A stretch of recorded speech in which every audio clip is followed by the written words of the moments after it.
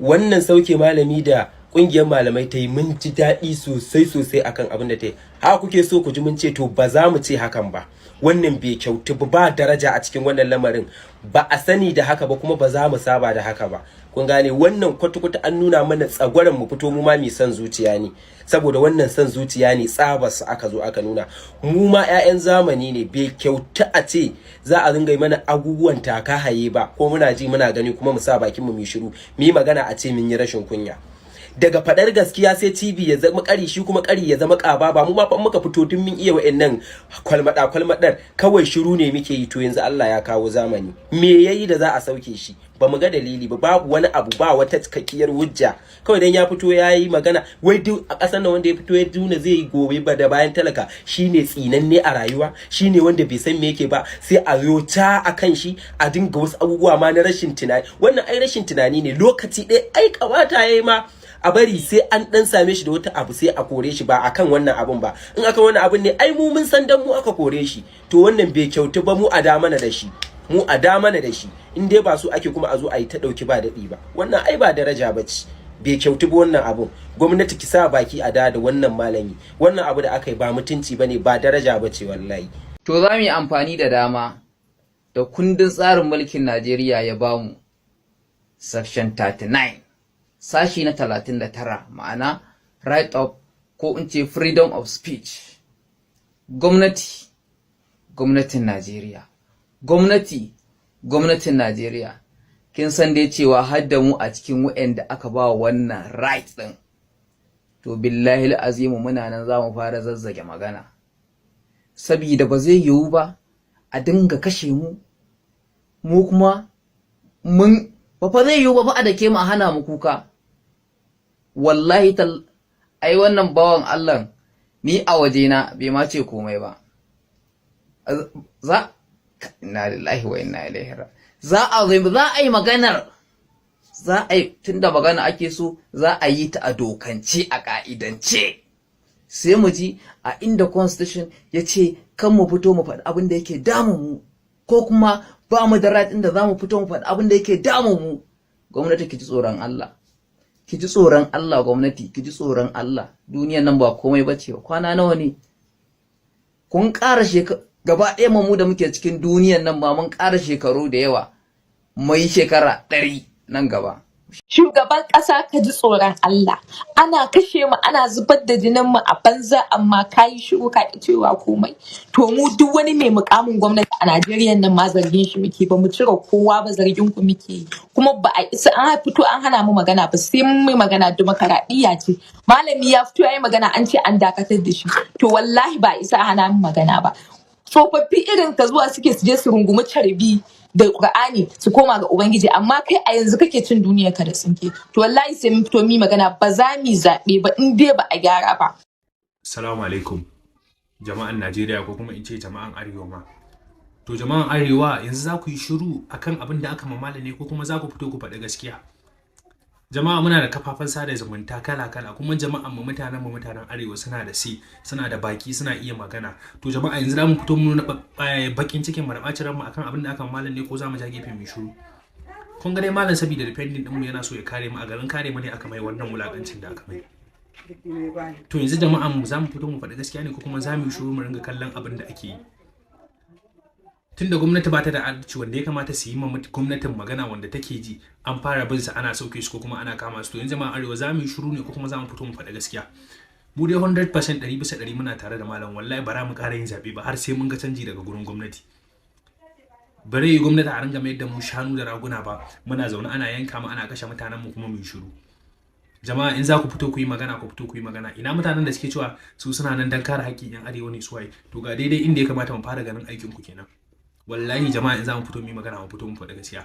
Mu dai muna tare da malam 100%. Wallahi bara mu ƙara yin zaɓe ba sai mun ga canji daga gurin gwamnati, tunda mun fahimci cewa yaran da suka fi fahimta kenan. Jama'a, mu fito mu yi magana. In ba mu fito mu yi magana ba, abin nan tun yana ƙarami wallahi zai zo ya girma ya je inda ba ma tunani. Jama'a, ku fito ku yi magana. We have to keep reposting this thing. Jama'a, ku fito ku yi magana. Ku fito ku yi magana. Mu dai muna tare da Malam Nuru Khalid 100%. Wallahi bara mu ƙara yin zaɓe ba har sai mun ga canji daga gurin gwamnati. Sai wani ɗan iska ne zai zo wanda shi kanshi garinsa da ya fito ba zaman lafiya, kullum ana bala'i, wai shi ne zai sauke mai faɗan gaskiya. wallahi jama'a we have to come out and tell the truth. Mu dai muna tare da malam 100% bara mu ƙara yin zaɓe ba har sai mun ga canji daga gurin gwamnati. Sako daga mu YouTube Arewa. Assalamu alaikum wa rahmatullahi ta'ala wa barakatuhu ya jama'atul muslim. Ina yi wa kowa fatan alkhairi da fatan kowa yana cikin ƙoshin lafiya. Allah ya sa haka, amin suma amin. Ya ibada kuma ubangiji Allah ya karbi ibadunmu, Allah ya sa muna daga cikin yantattun bayi. Wato jama'a wallahi nayi farin ciki, na tashi da farin ciki, kuma wallahi alkhairi da nasara da sa'a ce ta fara zuwa mana mu talakawan Najeriya. Wallahi talakawan Najeriya mu tashi mu farka akan abubuwan da wannan Malam Nuru Khalid ya faɗa akan abubuwan da ke faruwa a Najeriya. Saboda kenan kun ga kenan mun fuskanci cewa wallahi alazim la ilaha illa gwamnati tana sane da abin da ake, tana sane da kashe mu da ake yi mu yan arewa. To wallahi maganar shi kuma ta shiga kunnen mu ne matasa, kuma ta shiga kunnen mu, dole za mu yi amfani da ita. Saboda me? Saboda babu wanda zai fito ya zaɓe in ba a gyara wannan abin ba. Ba za mu yi zaɓen ba wanda ya isa ya fito da kai daga gidanka da iyalinka ya ce dole sai ka zo ka yi zaɓe. To ba za mu yi ba, tun da dama gwamnati bata san cinmu ba, bata san shanmu ba, bata san suturanmu ba, bata san makwancinmu ba, bata san makarantar 'ya'yanmu ba. Babu hanya, babu wuta, babu komai, sai dai kisan mutane. Tafiya ma yanzu ta zama bala'i. To wallahi ba za a yi zaɓen ba, ba za mu yi zaɓen ba. In Allah ya so ya yadda Allah ya kai mu 2023 ba za mu yi zaɓen ba insha Allah. Saboda kawai kun raina mutane hankali. Shi dan majalisa, akwai dan majalisa da yazo yana faɗan gaskiya akan abin da ke faruwa a gwamnati. Me yasa su ba za a dakatar da shi ba? Sai saboda kun raina malamai. Malami wai sai an gaya maka abin da zaka ce, ba za ka ce qala Allahu qala rasulu, wai a ce ba za ka ce ba abin da ke faruwa, sai dai a ce wai ga abin da za a gaya ma. Wallahi kun ga waɗannan malaman su biyu in a Najeriya za a samu irinsu, wallahi arewa sai ta zauna lafiya. Amma wai abubuwan da ake, ana kashe 'yan arewa, kowane malami ya yi shiru yana tsoron kar a cire shi daga mukamin da yake da shi, saboda kar a cire shi daga samun wani abun duniya da yake yi. Allah ya saka muku da alkhairi waɗannan malaman. Ubangiji Allah ya sada ku da alkhairin da ba za ku taɓa manta da shi ba duniya da lahira, shine gidan aljanna. Wallahi na ji daɗi wannan malaman da suke fitowa suna faɗan gaskiya akan abin da ke faruwa a Najeriya. Kuma mu ma muna goyon baya, ba za mu yi zaɓen ba 2023 insha Allah, ba wanda zai yi zaɓe. Assalamu alaikum, inna lillahi wa inna ilaihi raji'una. Sanata Sa'idu dan Sadau, ka ba mu kunya. Tunda ya tabbata ya fito ƙarara kana goyon bayan ƙarya, kana ƙin gaskiya. Wanda kuma darajar da ka samu kake da dama da hukuma, kake da dama ka shiga kwamiti na masallaci, baka isa ka samu darajar nan ba idan ba albarkacin ƙuri'un talakawa ba. Dattijo ne kai wanda ya kamata ka shiga masallacin ka rika jan carbi, kana roƙan mana Allah ya kawo sauki, kana kuma neman ƙarshen ka ya zamto mai kyau. Amma yau don an samu malami daga cikin malamai ɗaya ya fito ya yi maganar cewa gwamnati ta zo ta kare kanta, gwamnati ta yi adalci, gwamnati da bai za ta kare kanta kan alƙawura da ta ɗauka wa talakawa. Kai a matsayinka na sanata, dattijo, kwamiti memba na masallaci, wai kai za ka fito ka sa hannu a dakatar da shi, har kana da bakin magana ka je midiya kana hira da 'yan jarida wajen tabbatar da dakatar da malamin sunna. To shi kaɗai ya zama zakaran gwajin dafi. Shi kadai ya fito yayi magana kan matsalar talakan Najeriya. Matsalar talakan Najeriya, duk Najeriya da ba mai fitowa ya magana sai Sheikh Fantami. Fantami an dauko shi an bashi mukami a gwamnati. Ba mu isa in zagi Fantami ba, talakan da ya zagi Fantami ma bai mishi adalci ba. Dalili shine yana cikin gwamnatin, sannan abin da yake karewa talaka da mutumin arewa a gwamnatin nan Allah ne kadai ya sani, kuma Allah ne kadai zai masa sakayya. To mu ajiye Fantami, ina sauran malaman namu, ina su Sheikh Jalo Jalingu, ina su Sheikh Kabir Gombe, ina Sheikh Balalau, ina malamanmu na sunna, ina kuma malamanmu na qadiriyya, ina malamanmu na kashabandiyya, ina malamanmu na qur'aniyya, ina malamanmu na dukkan aqidodi da muke da su salafiyya, duk ina kuke? Kowa yayi shiru, ya ki ya fito ya zaji gwamnatin, wanda gwamnatin baya ku kuka rika hawa minbari kuna tsine musu albarka, kuna sa mu muna tabbata da kafa bakwai muna kifa hannunmu a ƙarƙashin qadiriyya, kuna sa mu muna alqunut, muna a masallatanmu a ƙarƙashin ahli sunna. Haba ƴan uwa musulmai, yanzu kuma daga baya ku zo ku ce za ku ce mana mu zaɓi wani mu zaɓe shi. Allah ya fitar mana da zakaran gwajin dafi, Sheikh Khalid ya yi magana ku ce za a dakatar da shi. To wallahi kun sa talakan da bai da ilimi, kun sa jahilin da bai da ilimi ya fito ya faɗi gaskiya a media. In ya so idan za a kashe 'yan Najeriya ko za a kashe mu ne gaba ɗaya za mu faɗi, mun san mun faɗi gaskiya, kuma malaman mu sun mana jagora mu fita mu faɗi gaskiya.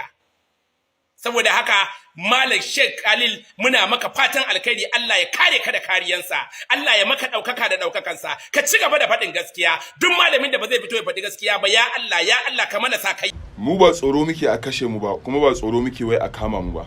In dai gaskiya ta zo kawai sai mun faɗe ta. Abinda aka yi wa malam kwata-kwata ba daidai bane ba wallahi.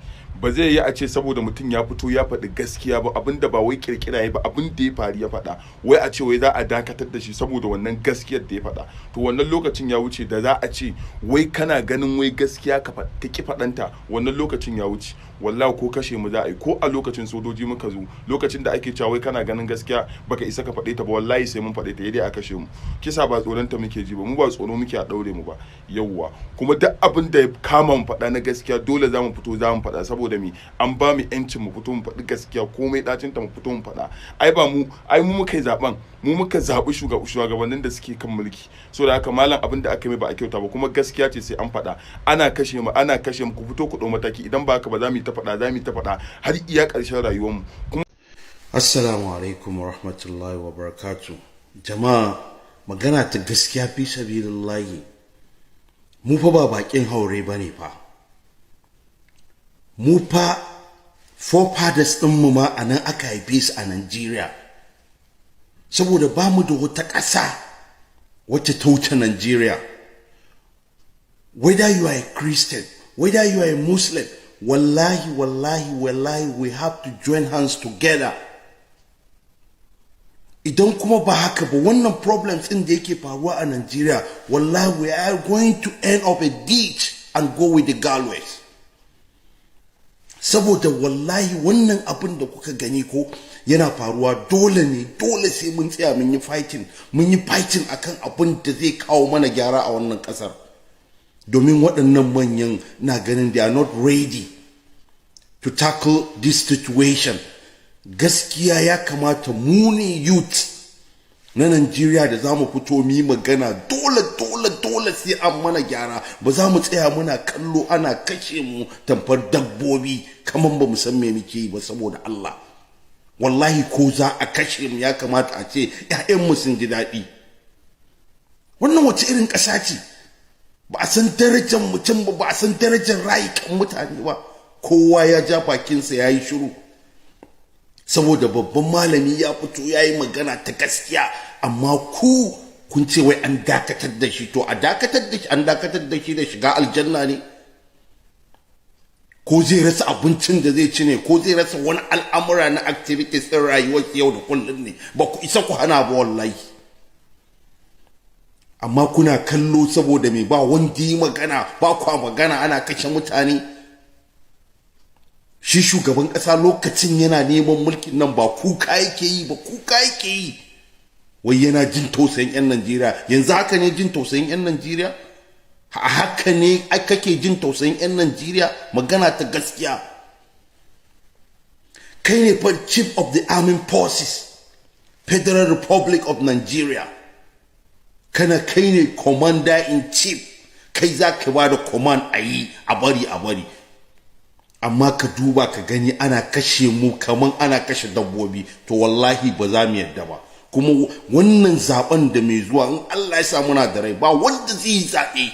Ba za mu yi zaɓe ba sai an gyara wannan problem ɗin da muke ciki. Ba wanda zai zaɓi wani APC ko PDP ko wata jam'iyya. saboda enough is enough, we are tired. Mun gaji ta wannan bala'in da yake damu mu, mun gaji.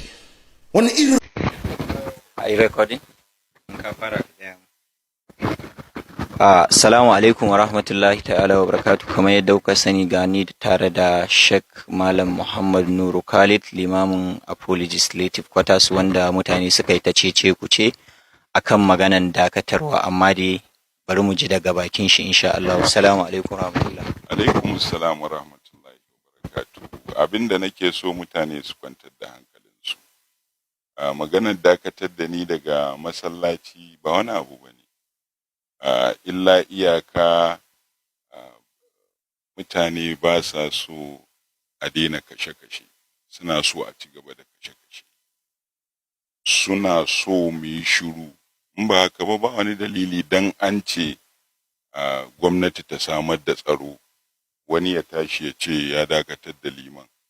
Ina sake nanatawa, shi wanda ya sa hannu a takardar cewa ya dakatar da liman din a jiharsa babu tsaro yanzu, jihar Zamfara. To kenan 'yan arewa daman sun sha zargi cewa akwai hannun wasu mutane a kashe-kashen nan.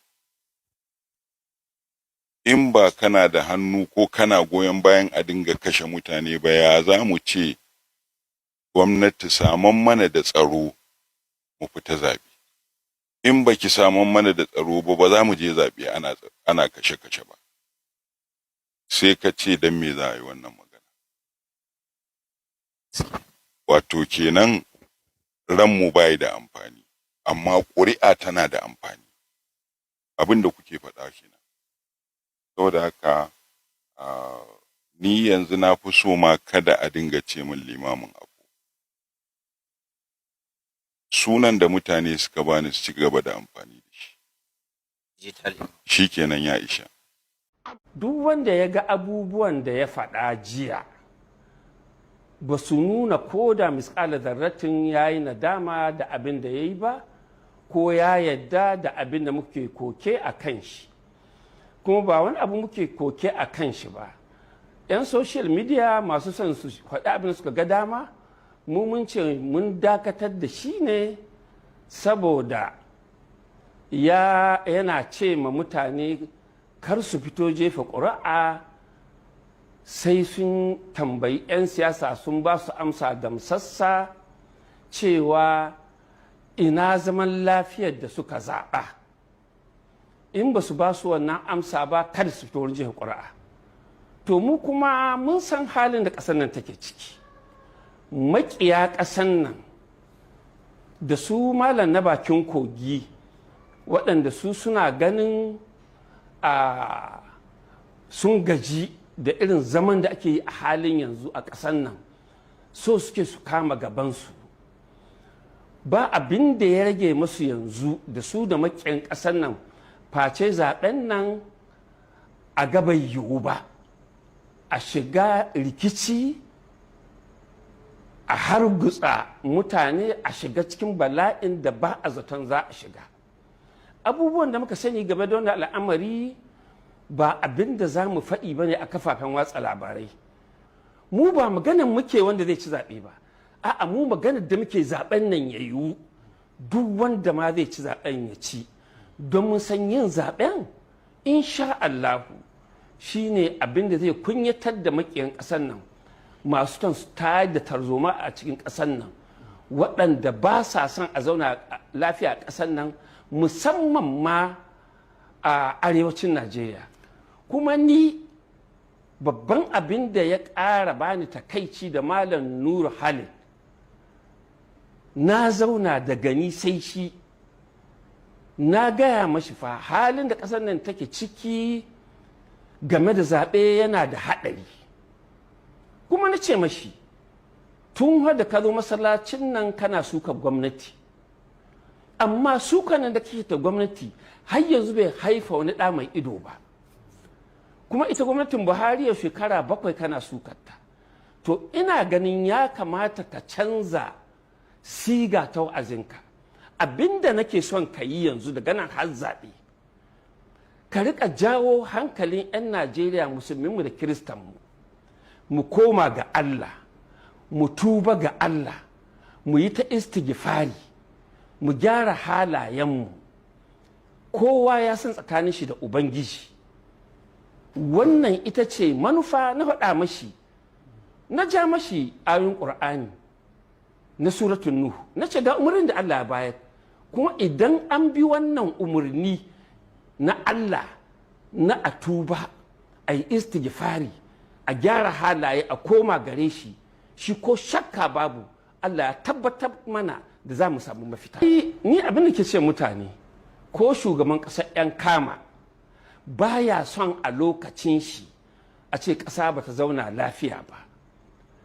'Yan kama suna cikin rikici kullum banda faɗa ba abin da suke yi. Abin da ko shugaban ƙasar 'yan kama ke so a ce 'yan kama sun samu walwala, sun samu ƙarin tattalin arziki, sun zauna lafiya, sun samu kwanciyar hankali da lumana, balle wanda ke shugabancin ƙasa. Saboda haka abin da ke ƙarara shine abin nan ya fi ƙarfin kowa. Kuma karantawa alƙur'ani da manzo sallallahu alaihi wasallam shine idan mutane sun lura da wani bala'i ya taso wanda ya fi ƙarfin kowa, to su koma ga Allah. Da yawa na ga irin waɗannan abu ga social media, wasu ma cewa suke wai mukami nake nema a bani, wasu suna cewa kuɗi aka bani, wasu ma suna cewa wai ai saboda Abdullahi Adamu sabon ciyaman na APC abokina ne, shi yasa nake kare gwamnati. In gwamnati nake karewa, shi Allah da halicce ne ya sani. Ni ba mutane nake so in faranta ma rai ba, Allah nake son ya ji daɗin abin da nake yi. Ana ganin Nuru Khalid ana cewa yana da followers kaza, kowa na yaban shi, to wannan abu zai yaɗu ko ina. To idan ya yaɗu ko ina a cikin ƙasar nan, Allah shi kaɗai sa abin da zai biyo ba. Domin irin waɗannan abubuwa ba fa wa'azi ba ne, sabon Allah ne, don riya ce. Shi Malam Nuru Khalid, dalilin ma da ya sa na ba shi wannan shawara ta ai ta gaya ma mutane a ta addu'o'i a tuba ga Allah a ta istighfari. Ɗan Sadau sai da muka kai ana sai da lita ta man fetur 4,000. Shekarun mu 10 da wata 6 ba ranar da ba aka sha ɗan adam ba. Da na ba da shawarar ai ta addu'o'i, ai ta istighfari, a koma ga Allah, masu zarhi su rika ba da sadaka a cikin ƙasar, kwana 5 tak ga kwana na 6 Allah ya kawo mana sauki. Tun daga wannan rana yau tun cikin watan Satumba ya zuwa yanzu nake gaya maka, mu da muka kwana 10 shekara 10 da rabi duk shekara aka kashe mutane, tun daga Satumba har yau da nake magana da kai a ƙasar ɗan Sadau mutum 4 kadai aka kashe saboda addu'a da istighfari. Malam Nuru Khalid na faɗa mashi wannan magana, na ba shi wannan labari, na ce shi ne da yasa nake son a ba mutane. Allah da ya halice ni ya san daɗi nake ji, daɗi nake ji sai da kake zato, amma ina tausan yan uwa na da masoya na da masu ƙaunata don suna cikin damuwa. Da yawa sun bugo mana waya, yaran da ke zagi na a social media da sun sa alaikum wa rahmatullah. Sannan mu da sake saduwa a cikin shirin Inda Ranka, wanda masu salon magana kan ce ka sha kallo. Kamar da kowa ya sani dai, yankin arewacin kasar nan na ci gaba da fuskantar kalubale, kama daga tattalin arziki har zuwa ga batun tsaro, lamarin da ke ƙara bayyana irin fargabar da yankin ke ciki. Yanzu dai babbar matsalar ita ce yadda 'yan fashin daji suka addaba al'ummar wannan yanki, kuma gashi kullum ƙara samun dama suke yi, wuyansu na ƙara ƙarfi. Wannan mako dai shine makon da ya ƙara nuna halin fargaba da ake ciki, bayan da waɗannan tsageru suka iya kutsawa har cikin filin jirgin sama a Kaduna suka ci karansu ba babbaka. Washe gari kuma suka kai mummunan hari a hanyar jirgin ƙasa suka ɗana bam da